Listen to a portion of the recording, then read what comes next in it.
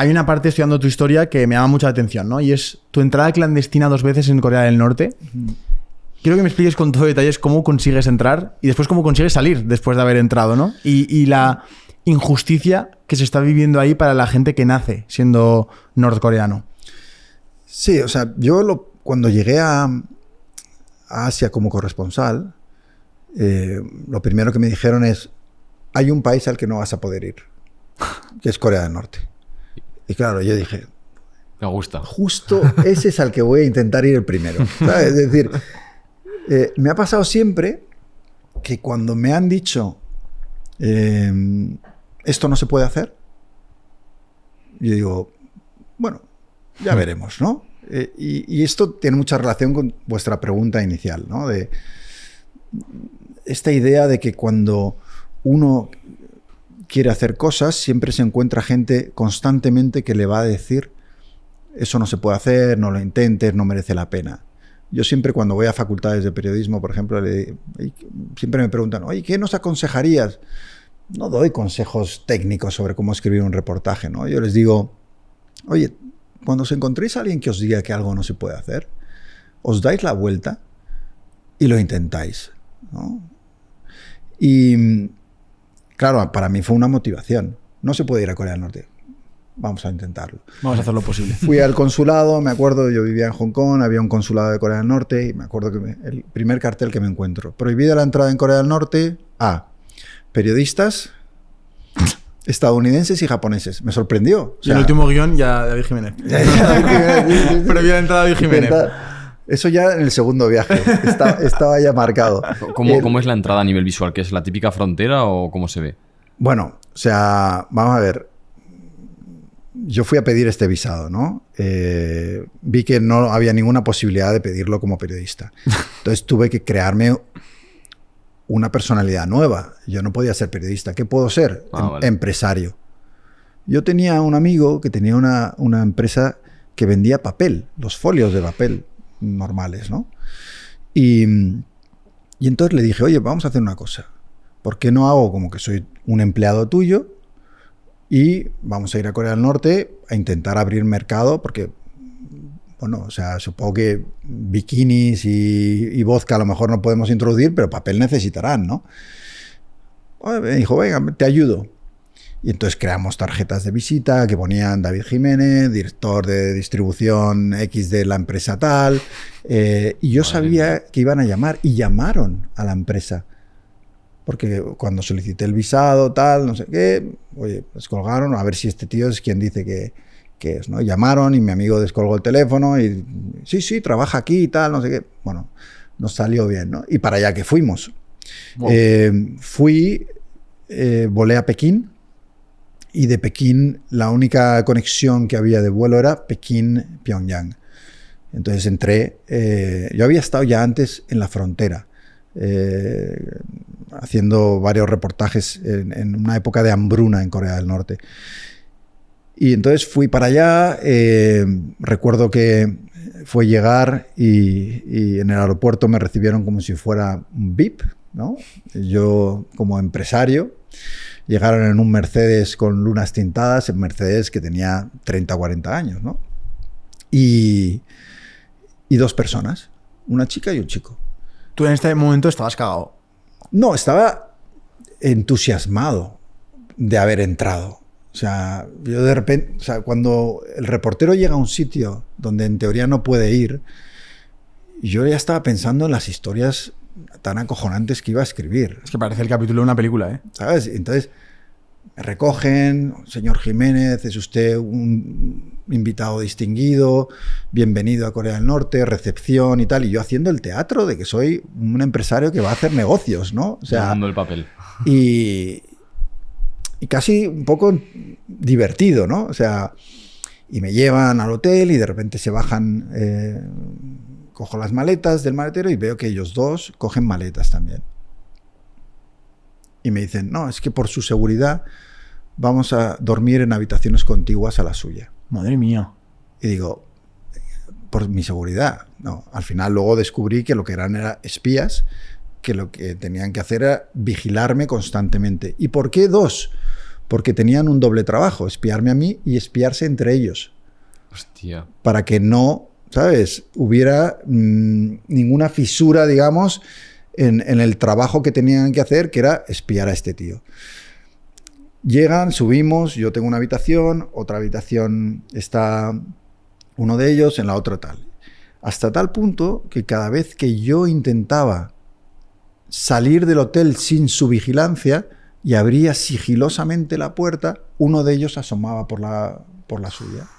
Y entonces, claro, yo empecé a mirar la habitación y a decir, aquí hay cámaras. Es imposible que me hayan escuchado. O sea, el hotel estaba en mitad de un río, tenía 1000 habitaciones, solo había ocupadas 3 y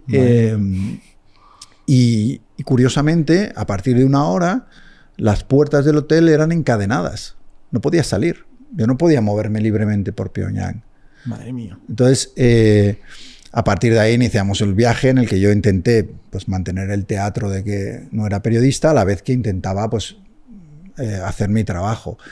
Ese fue el primer viaje. ¿Sacaste alguna información diferente de ese viaje o no pudiste? Sí, porque el simple hecho de estar en un lugar donde te levantan a las 6 de la mañana unos altavoces diciendo, compatriotas, id a trabajar por el querido líder, donde la vigilancia es absoluta, donde podías ver que en las calles no había un solo coche. Pudiste pasear, ¿no? Que fuera con los espías. Iba con ellos, claro, de hecho fuimos a la frontera, que eran 170 kilómetros, y no vimos un solo coche en aquel viaje. Es decir, era un lugar como de otra época, ¿no? O sea, como si el tiempo se hubiera detenido 2 siglos antes. Y para hacernos la idea, tener la imagen en la cabeza, en la calle andando, ¿hablaban? ¿Había silencio absoluto? No, de hecho, en la calle, cuando iba con los espías, claro, yo insistía mucho en, oye, nos podemos acercar a hablar con alguien. No, pero ¿por qué quiere usted hablar con alguien, no? Y había un recelo brutal hacia el extranjero, ¿no? Que la propaganda constantemente les ha repetido que son lo peor de lo peor de lo peor. Y luego tienen cosas muy curiosas, como que te llevan a ver el metro, muy orgullosos del metro en Pyongyang. El metro. Y de repente... Solo falta que le haya construido Florentino, ¿eh? No, claro. Oye, no me extrañaría, porque sus tentáculos llegan a todos lados. O sea, podría ser. Pero fue muy curioso que en el metro... estaba en el vagón, también no había prácticamente nadie, y de repente se acerca un tipo norcoreano con un inglés perfecto. ¿Qué tal? ¿Cómo está usted? Bienvenido a mi país, tal. Se empieza a hablar, y yo decía, joder, ¿sabes? Te da una impresión de que país más moderno y que gente más educada y demás. Hasta que hablé con otro periodista canadiense, Martin Reck, amigo mío, que me dijo que le había pasado lo mismo y que el tío era el mismo. Con lo cual, lo tenían dando vueltas era un actor. ¿Qué me dices? Era un actor que tenían en los vagones del metro para cuando había un extranjero, para que se acercara y diera la imagen de que esto es un país normal y que... Es decir, todo allí es ficticio. ¿Y tú qué podías ver en las caras de ellos? ¿Veías sonrisas? ¿Veías tristeza? A mí me pareció un sitio muy triste. Todo el mundo vestido prácticamente igual, la gente... caminando triste por las calles, hay una represión brutal, miedo a que, claro, estamos hablando de un lugar donde no te meten en la cárcel por criticar al régimen, nadie se atrevería a hacer eso, sino por no mostrar suficiente entusiasmo. No sé si habéis visto las imágenes, cuando aparece el líder, es una locura. Es como se ponen a gritar histéricos, lloran, se tiran por el suelo. Pero es que eso es parte de lo que tienen que hacer para demostrar la máxima lealtad y fidelidad y que no haya ninguna duda de tu entrega al líder, ¿no? Entonces, es un lugar orwelliano, paranoico, surrealista y enfermizo. Yo siempre digo que Corea del Norte no es un país, es una cárcel. Una cárcel donde 20 y pico millones de personas viven encerradas, no pueden salir. Que ven o no ven está totalmente controlado. Eso iba a decir, ¿cómo es un día en la vida de un norcoreano? Pues está todo regulado por el partido. De hecho, con quien te casas... También te lo eligen. lo eligen ellos. No es que lo elijan ellos, pero tienes que pedir permiso y el partido puede decir, no te vas a casar con esta persona, ¿no? Tienen dónde trabajas, está absolutamente regulado. Dónde vives. No, tú no puedes coger y decir, voy a vivir, por ejemplo, vivir en Pyongyang está considerado un privilegio y requiere unos permisos especiales. La mayor parte de la gente no puede vivir en Pyongyang.